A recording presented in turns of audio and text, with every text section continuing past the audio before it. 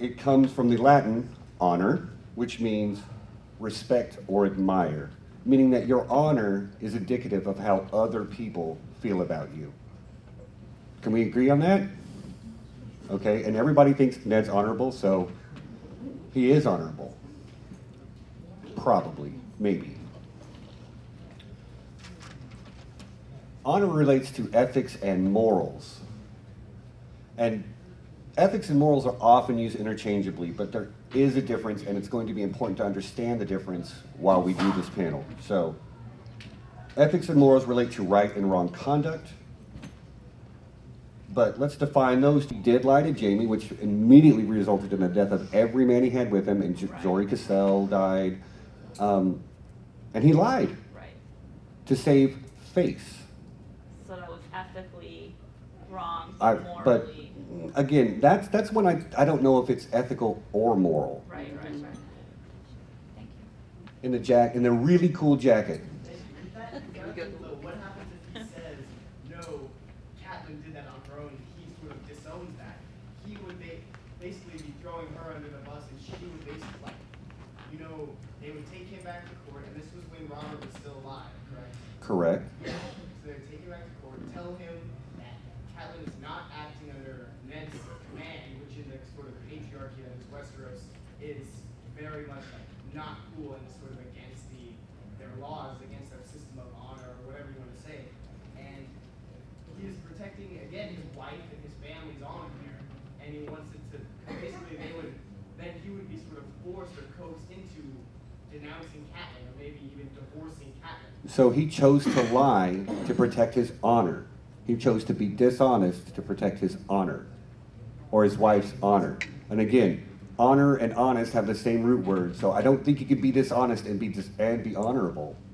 That's the argument I'm going to make. Well, I think there's a difference between personal honor and the honor of his house. And he's always about, the lone wolf dies, but the pack survives. And the Starks are what he's thinking about. He wants the Starks to save face. He wants his kids to have a mother. He doesn't want his wife to go into exile. I think he's more worried about the honor than the family. I mean, okay, Ned married Catelyn. What are the Tully house words? Anyone? Family, duty, honor. Family, duty, honor. Ned has those flipped. Honor, duty, family. He's the honor of his house, his personal honor, that's what appears to me, at least, to be the most important to him.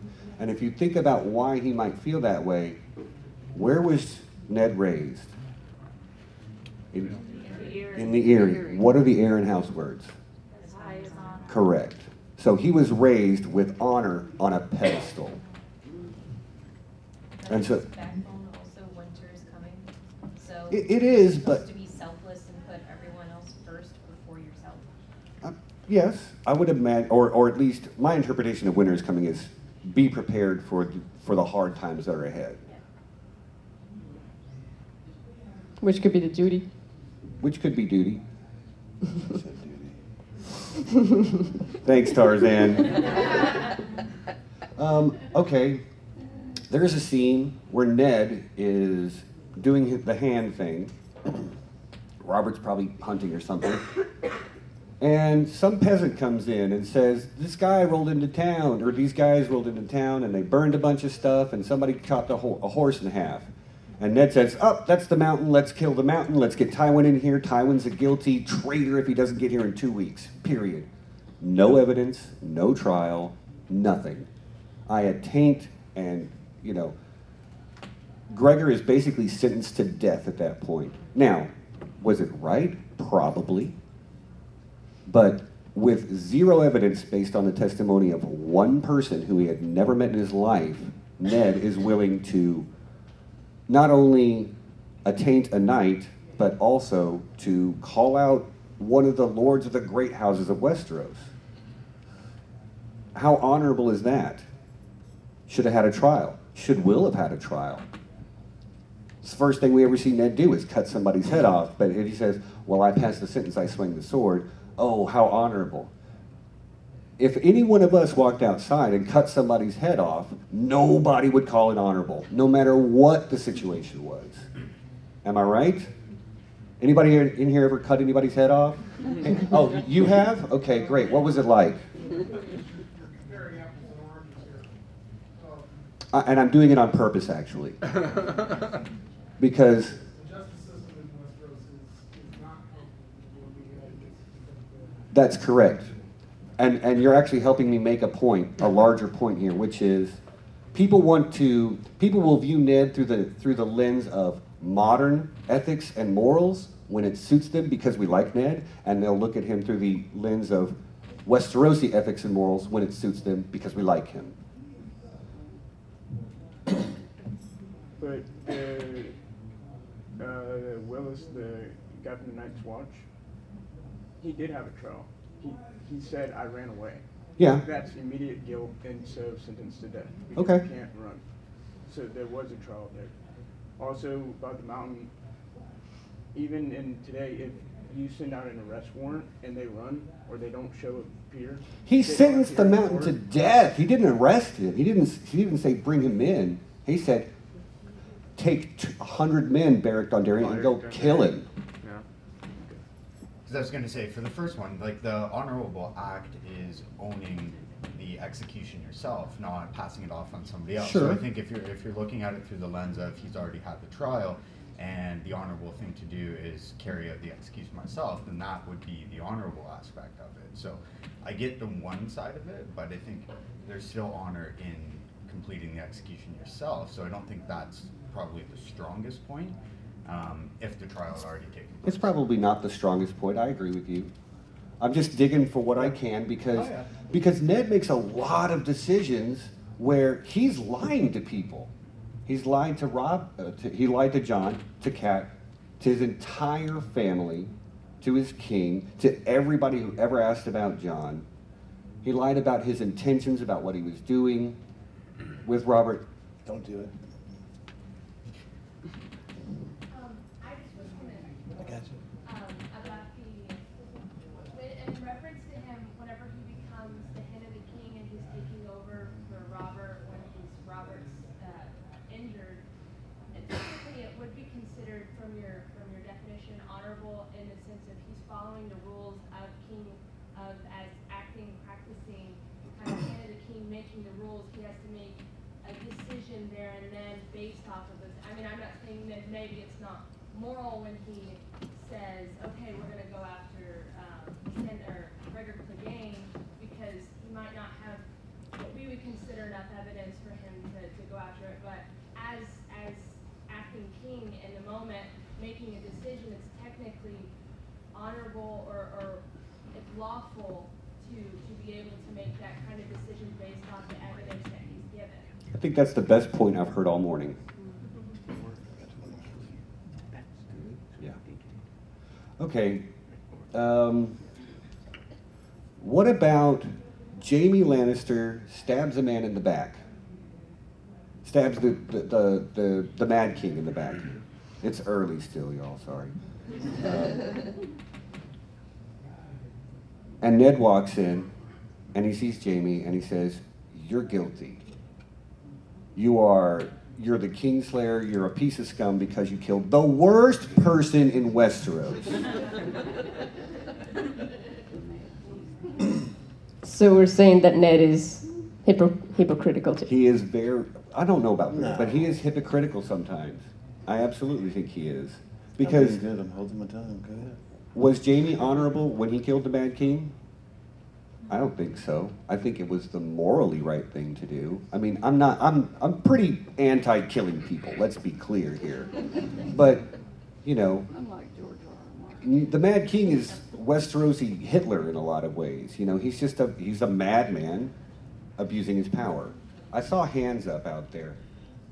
I mean, I don't want to make like a super like critically oriented point, but like I think it's part of this motif about shit for honor, right? Jaime has shit for honor, and if killing Ares was his probably best act, and Ned reviles him for it because it's dishonorable, because that stains his white clothes. I mean, that's just part of this whole deconstruction that Martin is giving us about how honor and probably the laws and ethics of Westeros are fundamentally broken. And that's why I think Ned's view of Jamie is a perfect example of that. I agree. I agree. Jamie is considered dishonorable because everybody knows about what he did. Ned is not considered dishonorable because he was good enough liar that nobody found out. Yeah, it's one of the best points. I agree with it. Any other questions out there right now? No, okay. Moving on. What am I looking at here? Okay, he also falsely confessed to treason, another lie. Now, that was probably one of the most morally upright things he did. He did it to protect his children to the best of his ability. I mean, he was in a situation where he didn't have much choice, but he could have chosen death, right? He didn't. He chose to let his honor go. In other words, to let everybody know he did something wrong in order to save his children. Because somebody made the point that that's what Ned always seems to be motivated by. But it didn't work out for him. We all know that. But we're not here to discuss what happened after. The real point of this is to understand why Ned made the choices he did in the moment. And, you know, I'm not going to argue that protecting children is the morally upright thing to do. But in terms of Westerosi politics, Westerosi ethics, Ned does not hit the nail on the head most of the time. He does what he does, and he lies to people about what he actually did just to save his face, his family's honor, his personal honor. And everybody thinks that everything he says. I mean, Cersei in season 7, episode 7 says to Jon, you're the son of the honorable Ned Stark. I'll basically believe anything you say. But you shouldn't believe anything Ned says. All right, Tarzan, you said you were going to wait for the right time. Now's the time, man. Hang on, go ahead, sir. Go ahead. So you're making a point that honor is the most important thing to Ned, highest honor, that honor is really the only thing that matters to him. It's not. It is one of the more important things. It is one of the more important things. But all of your examples are continually pointing out that Ned is willing to sacrifice his personal honor in order to do what he feels is right, in order to But he doesn't sacrifice his personal honor. So I wouldn't say that admitting to treason probably takes a big hit on your personal honor. It does. Admitting to having a bad But is going to take a hit on your personal honor. But he's doing all of these things. He's setting aside his honor in order to protect the lives of others. So I would say that honor is not the most important thing to him. Protecting the lives of others is. Okay. That's a fair point. I get how you read it that way. But I think my counter argument would be that if he sacrifices personal honor, why is everybody calling him the honorable Ned Stark? That's a good question. Because, okay, but if you see that as honorable, he's not sacrificing his honor. You know what I'm saying? Well, in West, your whole representation of honor is that it is upholding to Westerosi standards of conduct. Right. So The societal rules of conduct, not the personal rules of conduct. Correct. So it's, if we view honor in that way, then he is sacrificing his honor, but people still respect what he's doing. And so I think a lot of the honorable Ned Stark comes from respect for him. People respect him, but they respect him because they believe what he says, but they believe what he says because he's a good liar. I'm sorry, I know I'm kind of like boiling it down and I'm really simplifying, but we don't have a whole lot of time here either. So. I will say one thing and see if you can answer this question. Okay, so we were talking about people calling Ned the honorable Ned Stark all the time, but when you think about it, and I know someone in the audience already mentioned this, it's like his honor basically ended once he brought Jon to the north. And so I'm assuming based on all the actions that Ned has made after that, he probably didn't change as a person. Like bringing Jon to the north probably didn't change him as a person, which means that all of these actions that he's doing now that are not honorable, he probably did similar things that were not honorable before. So that would help your argument. But what I'm saying here is people are saying, what if he was honorable in his youth? you know, what if like things changed after? Because like they've been saying, okay, look, the Honorable Ned Stark had a kid with another woman. They're implying that, you know, no one thinks he's honorable anymore. I'm going to paraphrase Maester Aemon. Honor comes easy until there comes a day when it is not easy and you're forced to choose. And when Ned chose, he chose, yeah, I'm going to take Jon home and say he's my bastard, and I'm going to lie to the entire continent about who he actually is. I'm going to lie to Robert about taking care of his children. I'm going to lie to Jaime about Catelyn taking Tyrion. I'm going to be dishonest and change the words in Robert's last will and testament. I am going to attaint Gregor Clegane without a trial. And this is just the stuff we see him do in the first season of the show. Now, we like Ned. I love Ned. Ned is one of my favorite characters in the show, and I think that his example of how to live your life is completely acceptable. But people talk about honor like it's this grand, high ideal that everybody must attain. And even in our world, there's still this idea of honor, your personal honor, the honor of your family being so important. I had to drag a bucket of paint to the top of the water tower to defend my sister's honor, you know, that type of thing. But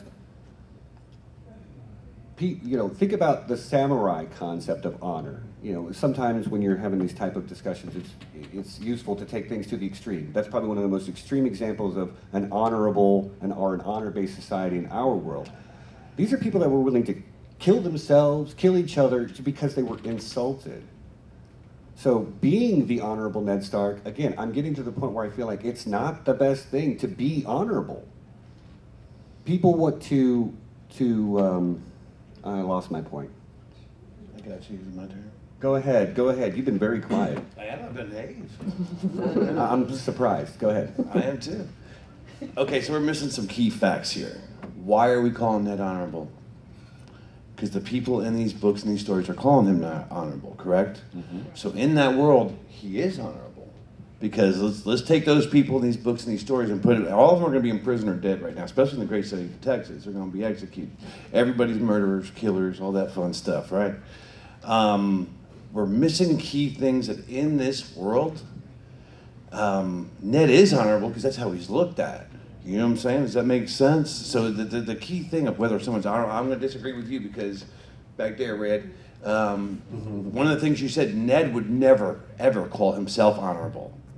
Never would. If you would ask me, like, no, because he knows, you know, what he's done and who he is. And we can't miss those key things in this world that, you know, George has created. Who the hell else are you going to call honorable? Everybody else is pretty. Right. You get what I'm saying? Ned might be honorable. If you got to give somebody a title, you're going to have to give that to the best candidate. Now, nobody knows of these things that Ned has done. Correct? Right. Just like the Lannisters, they kind of just were going, I'm shitty and this is the way it is because I got money. You know what I mean? Right. Do you have to be honorable 100% of the time to be No. an honorable person? No, and again, it's a fair point to say that Ned might be considered honorable when contrasted against almost anybody else we know in the story. And Ned is not an honor robot. He does not, you know, he was not built for the purpose of being honorable. And furthermore, to your point, I'm trying to make the argument that trying to be 100% honorable all the time is going to wreck your life. Nobody can do that. You can. I mean, if you follow the letter of the law, sometimes it ends up in an undesirable result for everyone. Right, but that's kind of the definition of honor, is adherence to the ethical standards, the laws of the land. And he will not adhere to those laws and then lie about adhering to them. Again, for morally upright reasons, good reasons I would even argue. But is he honorable? Is he all the way at the back? Yeah, maybe the discovery here is that Ned Stark as a character in work fiction by George Martin is a flawed person who's trying to do the right thing and negotiating a minefield, which, you know, to just take one example, lying about judge, the honorable Right. There's also folk honor. There's honor in stories. There's honor in human interactions between each other. And I feel that the Brotherhood Without Banners would probably fall into folk honorability, protecting the weak. Those are all people acting on their moral compass, not based on the laws of the land. Yeah, but I'm saying So that's it's a folk honor, not a state appropriated honor. okay. Again, that goes back to the very first point I made about ethics and honor are sourced externally, whereas morals are sourced internally. Ned knows what he's doing every time he does it, and he will choose to disregard the external rules of conduct in favor of his internal rules of conduct, which I argue is a better idea. Again, I'm here trying to tell you Ned Stark's not honorable, but that's a good thing. But here, there's a problem with that, and I have a problem with that, because the honorable, there's, okay, you know when you look a word up in the dictionary? I did it. Okay, no, any word. Okay, Yeah. there's definition 1 and definition 2. Mm-hmm. So definition 1 is what you got in your code of ethics. That the word honor in this book means something totally different. Right. But here's the thing. The thing is, honor is if you really if you don't get caught. Does that make sense? Because I mean, we know Right. he's done a lot of things. It's Right. perception.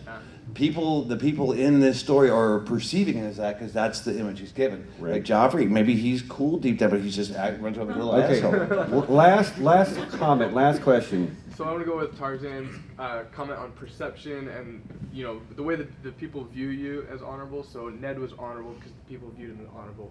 I'm comparing Littlefinger. People viewed him as dishonorable, correct? Right. But he was a really good liar. too, Yeah. as well. Exactly, So yeah. like, what made him dishonorable? He doesn't cover That's himself a with those conversation things. we actually don't have time for now because this, I know, we I- have less than 60 seconds left in this Well, I panel. raised my hand like 10 minutes ago. But I'm it's okay. sorry, It's okay. man. A lot of hands up. I know. But I've got time for you after the panel. Okay. Yeah, catch us after. I want to thank all of you for coming again. Val from Because Geek and The Side Effect, Tarzan from Trial by Trivia and The Side Effect, Steven from like 20 miles from here. And I really hope you enjoyed this conversation. I really hope you take something away that makes you think about the way we view the characters, the way we're willing to give them a pass in certain situations because we consider them the good guy, the way we're willing to like judge Jaime early in the story, but then when we find out about what happened with the Mad King, now we're willing to forgive him. So as we move forward and when The Winds of Winter comes out in like 12 years, when you're reading that book, you can keep an eye on those characters that you consider honorable or dishonorable because and I see the ensign, because it might change the way you look at things. All right, again, thank you very much and enjoy the rest of the time.